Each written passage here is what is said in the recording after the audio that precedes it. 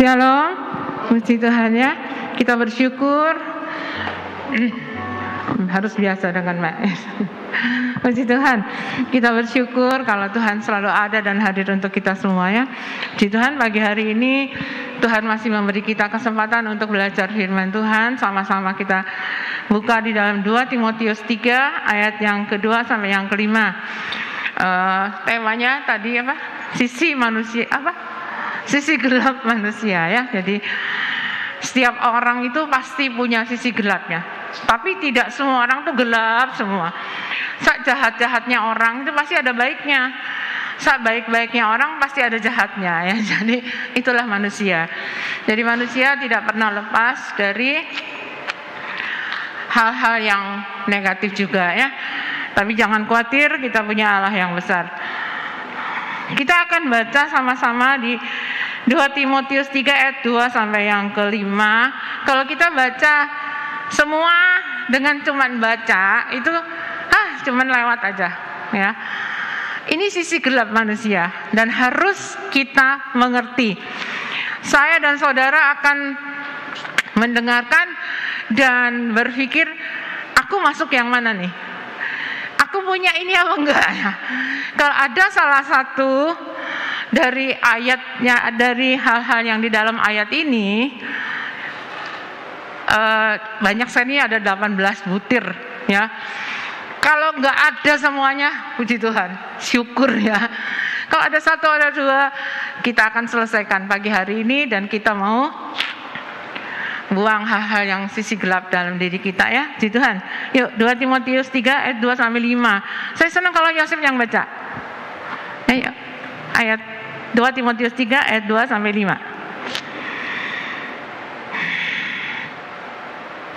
Timotius 3 ayat 2 sampai 4. Tidak tahu mengasihi, tidak mau. Ayat 2, mulai 2. Ayat 2. Manusia akan mencintai dirinya sendiri dan menjadi hamba Allah. Mereka akan membuang dan menyombongkan diri. Mereka akan menjadi pemfitnah.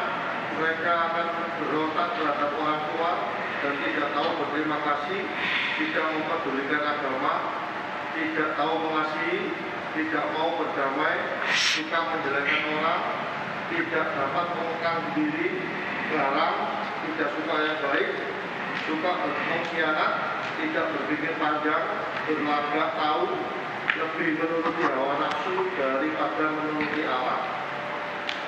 5. Secara lahiriah mereka menjalankan ibadah mereka, tetapi pada hakikatnya mereka memuji kekuatannya. Jauhilah mereka itu. Amin. Semoga kita tidak ya termasuk ini. Tapi saya akan jelaskan satu persatu ya. Saya punya cukup waktu untuk itu ya. Yang pertama, manusia itu mencintai diri sendiri. Ini manusia di akhir zaman ya. Ini pada zaman Yesus waktu ini, Alkitab ini kan udah lama banget ya. Tapi ternyata kalau kita perhatikan saat ini, hal-hal yang di dalam firman Tuhan itu mulai digenapi satu persatu. Ya kan? Jadi Alkitab ini bukan cerita lama, tapi penggenapan apa yang akan terjadi setelah zaman Yesus ini. Setelah Yesus naik ke surga, dia masih tinggal di dalam dunia ini selama 40 hari, membenahi murid-muridnya untuk melayani orang-orang untuk percaya untuk mencari keselamatan itu ya. Oke, yang pertama, coba perhatikan ya, zaman sekarang. Manusia mencintai diri saya sendiri. Kadang-kadang dirinya sendiri kan udah nggak dicintai. Gampang putus asa. Mencintai diri ya, orang lain nggak peduli. Dalam segala hal. Mencintai diri sendiri, ngertilah ya. Orang lebih egois ya. Nah, lewat ya, enggak, saya tidak. Hamba uang, ini pasti. Cinta uang ya, butuh duit itu perlu, cari uang perlu. Tapi jangan jadi hamba. Hamba itu adalah sesuatu yang manusia itu diperbudak. Semua orang butuh uang, nggak ada orang nggak butuh uang ya. Di dunia ini semua pakai duit. Tapi jangan jadikan uang itu menjadi tuan kita. Tapi uang itu menjadi hamba kita, bukan kita yang jadi hamba dia, ya. Hamba uang. Kalau cinta uang, lebih dari segalanya. Itu manusia akan menghalalkan segala cara untuk mencari uang, ya. Itu tidak, kita nggak masuk, ya. Kita butuh dua, tapi kita bukan hamba uang. Yang ketiga, suka bual dan nyombongkan diri. Wah, ini zamannya di medsos, ya. Orang asal ngomong, menyombongkan diri atau berbohong. Kemarin saya tanya anak saya, ini membual itu apa? Anu mah suka bohong.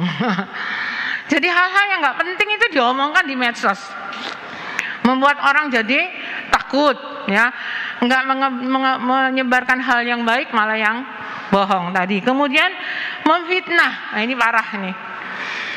Orang nggak boleh suka memfitnah, ya. Memfitnah itu sesuatu yang tidak dilakukan orang itu, tapi demi kepentingan diri kita sendiri, kita memfitnah orang itu parah banget, ya. Jangan sampai di antara kita ada yang menjadi pemfitnah. Sedikit-sedikit aja, berontak terhadap orang tua. Ini banyak. Dianggap orang tuanya jadul. Dianggap orang tua zaman sekarang kuno, nggak mengikuti zaman. Jadi kalau zaman saya, mamanya bilang, gitu kita mulai tunduk. Sekarang di sini tidak ada, di sini nggak. Semoga tidak ada, ya. Jadi tidak suka berontak pada orang tua. Itu maksudnya kalau orang tuanya bilang A, dia mau ke B. Orang tuanya menyuruh ke A, dia mau ke hal yang lain. Berontak, tidak mau diatur orang tua. Ini zaman saat ini, ya. Kemudian tidak tahu berterima kasih. Ini parah ini. Orang kalau dikasih sesuatu dari kecil, ayah bilang apa? Dari kecil padahal sudah diajarin. Kalau dikasih sesuatu, mama papanya bilang, ayo dikasih, bilang apa? Terima kasih, ya. Tapi untuk zaman sekarang, ucapan terima kasih itu sulit banget. Karena dianggap kalau saya memberi uang kepada anak saya mungkin, ya, itu dianggap kewajiban. Ngapain aku harus terima kasih? Ya, bos membayar gaji kepada kita, itu kan hakku. Kenapa aku harus berterima kasih? Berat mengucapkan terima kasih. Padahal nggak ada salahnya, ya, cuma ngomong terima kasih. Seneng loh orang kalau diterima kasih itu. Padahal kita memberi hal yang nggak penting, tapi kalau orang itu terima kasih, aduh, hati kita tuh seneng. Bukan kepada orang, terutama kepada Tuhan, ya. Begitu kita bangun pagi, buka mata saja, itu harus terima kasih. Jangan lupa. Jangan kita termasuk orang-orang yang tidak bisa berterima kasih, itu marah nanti, ya. Tuhan senang kita menjadi anak-anak Tuhan yang terima kasih Tuhan, bisa bangun, bisa melek, turun dari ranjang, terima kasih Tuhan, bisa turun dari ranjang. Ada orang begitu melek, gak bisa ngapa-ngapain, stroke dan sebagainya. Kita sehat, kita bisa ibadah, ya, kita bisa makan, itu selalu katakan terima kasih. Nah, kita tidak, ya, kita masih suka berterima kasih. Tidak memedulikan agama. Agama sekarang malah dibuat kayak produksi, ya. Jadi dibikin bisnis. Demi agama orang bisa melakukan banyak hal, ya. Entah itu ajarannya seperti apa. Jadi nggak pedulilah agama itu, yang penting di KTP ditulislah agamamu apa. Tapi tidak dipedulikan lagi, ya. Mau agamamu siapa, mau agama siapa, pokoknya di dunia ini akulah yang berkuasa. Kalau agama ribet nanti, semua ini nggak boleh, itu nggak boleh, terlalu banyak larangannya. Tidak mempedulikan agama. Kemudian tidak tahu mengasihi, itu ujungnya dari mengasihi diri sendiri. Jadi orang kalau sudah nggak bisa mengasihi orang lain itu, aduh, repotnya. Karena kita nih di dunia hidup ini tidak bisa hidup sendiri. Kita hidup perlu orang lain. Nggak ada orang lain, orang sehebat-hebatnya kita, itu kita tidak butuh orang lain, itu nggak mungkin. Kita pasti butuh orang lain, ya. Kemudian tidak mau berdamai. Wah, ini sudah tahu lah, nggak perlu dijelaskan. Suka menjelekkan orang sampai dengan memfitnah tadi. Tidak dapat mengekang diri. Kalau sudah mau ngamuk, ya ngamuk. Mau makan sudah dibilang dokter nggak boleh. Alah, apa-apa. Toh yang sakit aku, dokter loh. Kan enak lah dokternya dapat duit. Ya, dibilang dokter nggak boleh. Loh, aku yang mau kok, nggak bisa mengekang diri. Titik aja, dikit-dikit lama-lama jadi bukit. Nah, ya jangan, ya, harus belajar mengekang diri dalam apapun juga. Itu penting. Kenapa buah roh ada diakhiri dengan penguasaan diri? Karena Tuhan tahu manusia ini susah kalau untuk menguasai diri ya. Sejak Hawa dulu udah nggak bisa menguasai diri. Dibilang Tuhan nggak boleh dimakan, nyobalah dikit lah. Akhirnya melanggar firman Tuhan ya. Kemudian garang, wah ini zamannya banyak sekali. Keluar asapnya. Jadi garang ini sampai dengan bengis ya. Orang berani ada seperti udah apa yang berani, orang berani bunuh orang, berani tega loh, kayak saya pernah dengar cuman untuk sebuah cincin, anak kecil yang pakai cincin di kereta api tega potong ya. Cincin berapa sih harganya? Tapi dia tega, garangnya seperti itu, memotong tangan anak kecil yang memakai cincin. Berapa harga cincin? Dia nggak punya anak atau gimana? Udah nggak punya lagi. Rasa kasihnya itu bengis ya orang seperti ini, garang namanya ya. Kemudian tidak suka yang baik sama dengan suka mengkhianat, tidak berpikir panjang. Ini juga banyak ya. Dalam segala perkara itu belajar pikiran kita tuh panjang. Kalau aku melakukan ini, apa akibatnya? Kadang orang tuh nggak mikir panjang. Pokoknya aku mau ini, dilakukan saja, nggak tahu efeknya. Kenapa firman Tuhan di dalam 2 Amsal 3:6 dikatai, akui dia dalam segala langkahmu. Jadi kalau kita mengakui Tuhan dalam setiap langkah kita, nggak mungkin kita tuh pikiran kita pendek. Orang kalau pikir pendek, susah dikit terjun. Itu kan pendek pikirannya, ya kan? Dia nggak mikir kalau dia bunuh diri, keluarganya gimana, orang lain gimana. Yang penting masalahku selesai. Dipikir selesai bunuh diri. Dia nggak tahu kalau gentayangan nanti. Karena dikatakan orang yang membinasakan dirinya akan dibinasakannya. Jadi harus pikir panjang dalam melakukan segala sesuatu. Nah, sok tahu. Nah, ini sok tahu. Kemeruh atau orang Jawa ya. Saya bukan orang Jawa, kalau di kantor saya suka dengar kemeruh. Itu apa sih kemeruh? Sok tahu ya, segala sesuatu sok tahu. Orang paling senang menyebarkan berita pertama kali, ya nggak? Kalau begitu terima berita tuh nggak tahu di media sosial atau apa, pasti aku udah forward, aku yang duluan. Kalau misalnya di telepon, si A meninggal, kalau bisa tuh saya nomor 1 kasih tahu ke orang. Ada berita A di India katanya COVID-nya apa? Wah, langsung sehari saya bisa terima WA dari berbagai orang dengan berita yang sama. Jadi cepet-cepetan gitu loh ya. Sok tahu padahal belum tentu benar itu. Nah, kalau sudah orang sok tahu memberitakan sesuatu yang kita sendiri tuh nggak paham, membuat orang akhirnya panik. Kadang-kadang saya tuh heran. Saya terima A, B, C, D, E sampai berapa dengan tema yang sama, kok cepet gitu loh ya. Katanya di India orang mati keleleran di jalan, wah lari ke Indonesia dan masalah, buat kita panik. Tahu benar atau enggak nggak tahu ya. Jadi kalau enggak benar-benar dari sumber yang benar, jangan panik dulu ya. Santai aja. Jadi jangan sok tahu. Kita nggak sok tahu ya. Lebih baik sebarkan kayak selamat pagi, Tuhan memberkati, bagiin ke teman-teman, tidak apa-apa. Jangan hal yang panik-panik dibagi-bagi, pusing, kasihan yang terima ya. Nah, lebih menuruti hawa nafsu daripada menuruti Allah. Ya, itu tadi mengekang tadi ya. Ya, ini dia yang terakhir. Secara lahiriah kita ibadah. Kita ke gereja, di absen tuh sama Bu Nike, sama Pak Modi. Siapa yang nggak datang, siapa yang datang, ya. Jadi ibadah itu cuma rutinitas saja. Tapi dikatakan dia mengabaikan hakikatnya, manfaatnya ibadah itu apa? Ya, kita tuh ibadah.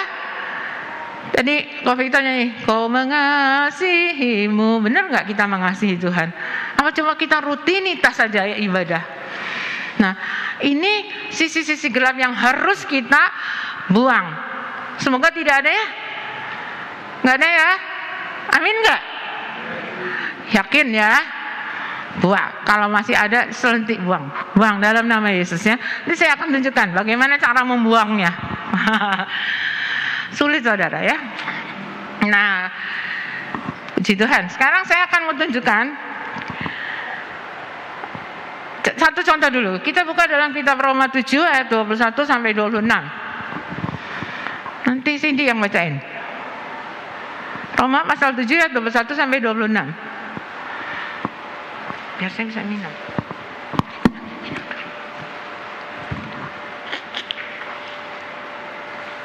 Roma pasal yang ke-7 ayat 21 sampai ke 26. Demikianlah aku dapati hukum ini. Jika aku menghendaki berbuat apa yang baik, yang jahat itu ada padaku. Sebab di dalam hatiku aku suka akan hukum Allah. Tetapi di dalam anggota-anggota tubuhku, aku melihat hukum lain yang berjuang melawan aku diriku dan membuat aku menjadi tawanan hukum dosa yang ada di dalam anggota-anggota tubuhku. Aku manusia celaka. Siapakah yang akan melepaskan aku dari tubuh maut ini? Syukur kepada Allah oleh Yesus Kristus Tuhan kita. Jadi dengan akal budiku aku melayani hukum Allah, tetapi dengan tubuh insaniku aku melayani hukum dosa. Puji Tuhan ya. Ini pengalaman dari seorang rasul yang hebat. Rasul yang benar-benar dipilih langsung oleh Tuhan. Ya, jadi Paulus itu benar-benar seorang rasul yang dipilih oleh Tuhan Yesus sendiri ya waktu di Damsyik ya. Nah, Paulus yang sudah mengerti tentang hukum Taurat. Jadi semua hukum Taurat itu dia bukan cuma sekedar mengerti, tapi dia benar-benar hebat ya. Jadi dia seorang muridnya Gamaliel. Jadi Rasul Paulus ini benar-benar orang yang tahu hukum Taurat. Dia benar-benar mengerti kalau ini dosa, kalau ini tidak. Nah, secara lahiriah tuh dia tuh ingin menghilangkan nggak mau berbuat jahat. Tapi selalu tiap kali dia mau melakukan yang baik, yang jahat yang dia lakukan. Jadi kayak benar-benar dibelenggu. Nah, orang kalau sudah dibelenggu seperti ini, tidak ada yang bisa melepas. Semakin kita berontak. Salah satu contoh lah merokok ya. Merokok ini kan, aduh umum lah rasanya. Ada orang sebagian besar nggak bisa kalau nggak ngerokok tuh tak buang titik-titik ya. Kalau mau buang pisan, jangan sedikit-sedikit ya. Nah, tapi begitu ada temannya yang merokok, kamu nggak ngerokok kayak banci aja, mau nggak mau. Tuh Tuhan, aku sudah berusaha tapi nggak bisa, temanku ngajak lagi. Ya itu suatu belenggu. Rasul Paulus sampai pegel hati nih. Aduh, aku nih manusia celaka. Setiap aku melakukan hal yang baik, yang keluar yang jahat. Gimana dong? Dia katakan syukur kalau dia memiliki Yesus. Ya, Yesus yang bisa melepaskan dia. Jadi Tuhan Yesus saja yang bisa melepaskan dia. Saya akan tunjukkan satu. Ada yang tahu nggak yang namanya Freddy Budiman ya, yang pernah dihukum mati gara-gara dia seorang bandar narkoba. Sebelum dia dieksekusi mati, anaknya diwawancara itu, anaknya. Pesan papamu apa? Dia kan waktu dieksekusi, maaf ya ini baru pertama kali khotbah pakai masker jadi agak-agak pengap gitu. Nggak apa-apa. Jadi sebelum dieksekusi mati, papanya bilang, aku tidak mau ditutup mataku waktu dieksekusi mati. Karena aku udah melakukan kesalahan, ya aku harus berani menghadapinya. Satu pesan untuk kamu adalah jangan pernah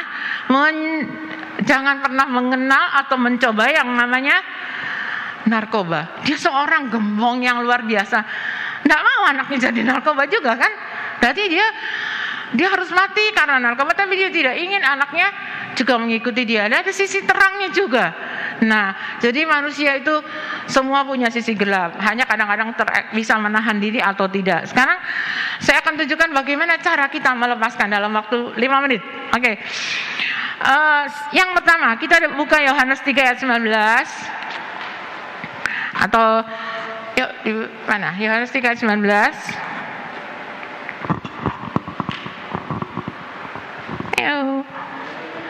Saya baca aja. Dan inilah hukuman itu, terang telah datang ke dalam dunia, tetapi manusia lebih menyukai kegelapan daripada terang, sebab perbuatan-perbuatan mereka jahat. Nah, Bapa sudah menyerahkan anaknya yang tunggal, Yesus Kristus, sebagai terang. Saudara, orang gelap itu gak enak. Yang pertama kali diciptakan Tuhan pada hari pertama apa? Terang ya. Pertama kali Allah menciptakan langit dan bumi semuanya dalam keadaan gelap. Hari pertama yang diciptakan Allah adalah jadilah terang. Gelap itu dikalahkan oleh terang. Seperti tadi khotbahnya Bu Gembala, kita adalah terang dunia. Jangan kita masuk di dalam gelap tambah gelap, tapi kita harus masuk ke dalam gelap jadi terang. Jangan kita yang bisa dipengaruhi orang lain, tapi orang lain harus dipengaruhi oleh kita, ya. Yang pertama, kita harus datang kepada terang itu, yaitu Yesus Kristus. Kalau kita tidak memiliki terang, dikatakan dalam Yohanes 3 ayat 19, kita akan mendapat hukuman, ya. Karena kalau orang yang tidak percaya kepada Tuhan Yesus yang memiliki sisi gelap, dia akan masuk ke dalam gelap. Nah, itu ke gelap. Mana bisa? Neraka itu terang, banyak apinya. Tapi dimasukkan ke sana, karena kita termasuk orang-orang yang gelap, ya. Yang kedua, dalam Efesus 4 ayat 18 itu dikatakan orang yang pikirannya gelap itu dia tidak suka bersekutu dengan Allah. Jadi setelah datang, kita bukan cuma datang kepada Tuhan Yesus, kita harus bersekutu, banyak bergaul dengan Tuhan.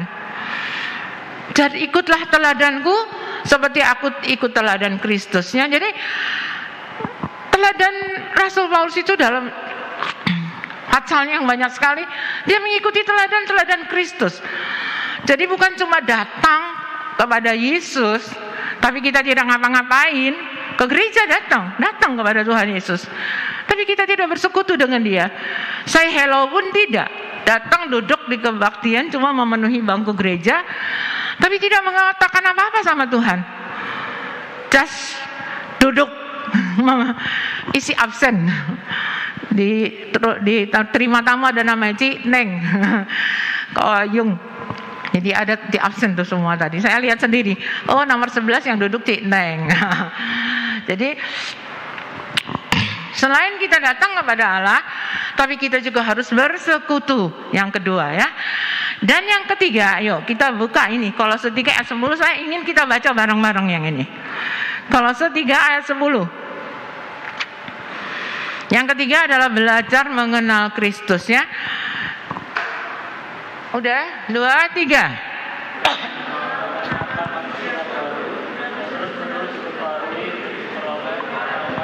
Menurut gambar kaliknya, ya. Jadi pada waktu kita diciptakan pertama kali, ya, disenangannya Pak Roy ini. Kejadian 1 ayat 26, ya. Selalu kita jadi ciptaan yang sangat mulia. Nah, karena kesalahan kita, karena dosa kita, karena kita hidup dalam gelap, gak tahu mana yang benar, mana yang salah, kita jadi jelek. Gambaran kita buruk. Bukan lagi kalau kita keluar itu jadi terang. Oh, ada Cineng, wah seneng deh. Aduh, dia datang lagi. Wah, kacau ini. Nah, itu bahaya. Ya. Jadi dikatakan setelah kita datang bersekutu dengan Tuhan, kita akan belajar Kristus itu siapa. Kalau nggak kenal nggak sayang katanya. Kalau kita cuma datang, oh Yesus itu Tuhannya orang Kristen, oh iya. Oh gerejanya GPPS Panjang, oh iya, aku juga ke sana kok. Masalahnya kita kenal nggak siapa Kristus yang kita sembah? Kalau 3 ayat 10 katakan kita diperbaharui nggak cuma sekali toh di gereja, setiap hari. Kenapa setiap pagi kita nggak tahu orang-orang bosan atau enggak ya, tak lagi renungan pagi-pagi Cineng sudah tang ting tung gitu ya. Karena itu yang bisa saya lakukan, saya nggak bisa kemana-mana. Ya, jadi dibaharui itu bukan sekali aja, tapi setiap hari. Jadi begitu kita bangun, nah firman Tuhan datang, kita diperbaharui. Ya, kita buang semua sisi gelap kita hanya dengan satu, datang kepada Tuhan Yesus. Kemudian yang kedua, kita bersekutu dengan baik dengan Yesus dan kita kenal siapa Tuhan. Namanya belajar tuh nggak bisa sehari. TK 2 tahun, SD 6 tahun, SMP 3 tahun, SMA 3 tahun, kuliah kalau mau S2, S3 dan sebagainya. Jadi belajar itu tidak terbatas ya. Selama kita hidup, selama kita jadi anak Tuhan, ayo belajar sungguh-sungguh. Kita akan sama-sama berdiri, kita akan mengakhiri firman Tuhan ini, saya akan menunjukkan satu saja ayat yang terakhir, yaitu di dalam Roma pasal yang ke-13 ayat yang ke-14. Yuk sambil kita berdiri sama-sama, kita baca bareng-bareng.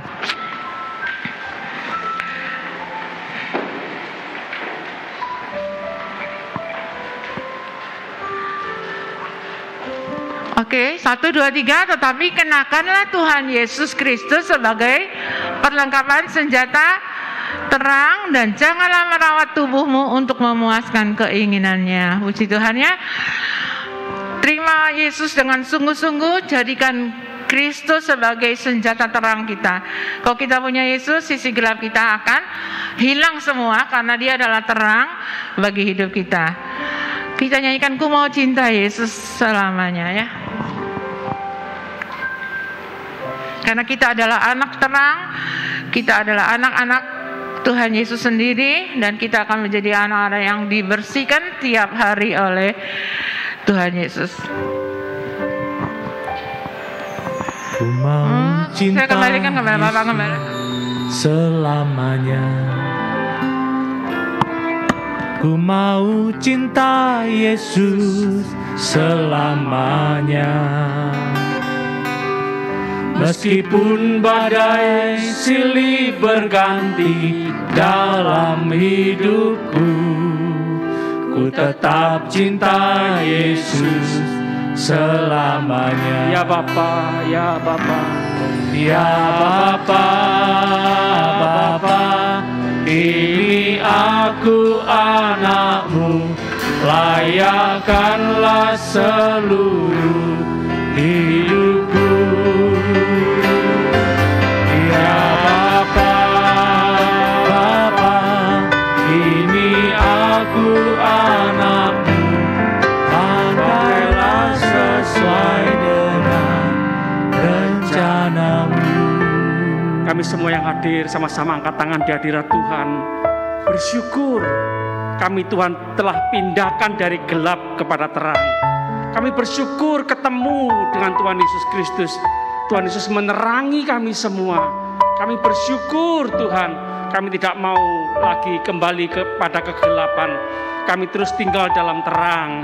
Kami terus tinggal dalam terang, bersama-sama terang, terus menerangi dunia yang gelap ini. Tuhan pakai kami semua jemaat Tuhan. Terima kasih Tuhan, kami aminkan firman-Mu. Kami aminkan firman-Mu. Terima kasih. Tuhan memberkati Ibu Neneng, Ibu Tuti Mulyati, Ibu Roy. Tuhan memberkati keluarga, pekerjaan pelayanan. Tuhan memberkati. Tuhan, kami berdoa untuk saudara kami yang di India, saudara kami yang di NTT, saudara kami yang mengalami masalah kapal selam. Tuhan, tolong kami semua. Kami butuh Tuhan, kami butuh hikmat Tuhan. Tolong orang-orang yang bekerja keras dalam menangani masalah-masalah ini. Tolong kami semua bisa bekerja sama, bergotong royong, membantu saudara kami yang mengalami masalah. Tuhan, Engkau satu-satunya sumber pengharapan kami, sumber berkat kami, sumber kehidupan kami. Kami berdoa kami semua mau bersama-sama menikmati pertobatan yang besar, datang kepada Tuhan. Tuhan sumber pertolongan setiap permasalahan kami. Terima kasih Tuhan, terima kasih. Terima kasih. Kami mau cinta firman Tuhan. Kami mau mendengar, membaca, melakukan firman Tuhan. Kami akan pulang ke rumah kami masing-masing dengan sukacita, dengan terus percaya menikmati semua yang terbaik dari Tuhan. Penyertaan perlindungan Tuhan yang sempurna, anugerah Tuhan melimpah seumur hidup kami. Terima kasih. Kami berdoa, percaya, bersyukur demi nama Bapa, Putra, dan Roh Kudus, Allah yang esa, yang kami panggil, yang kami kenal dalam nama Tuhan Yesus Kristus, Tuhan dan Juru Selamat kami yang hidup. Haleluya. Amin. Terus memberkati, silakan duduk.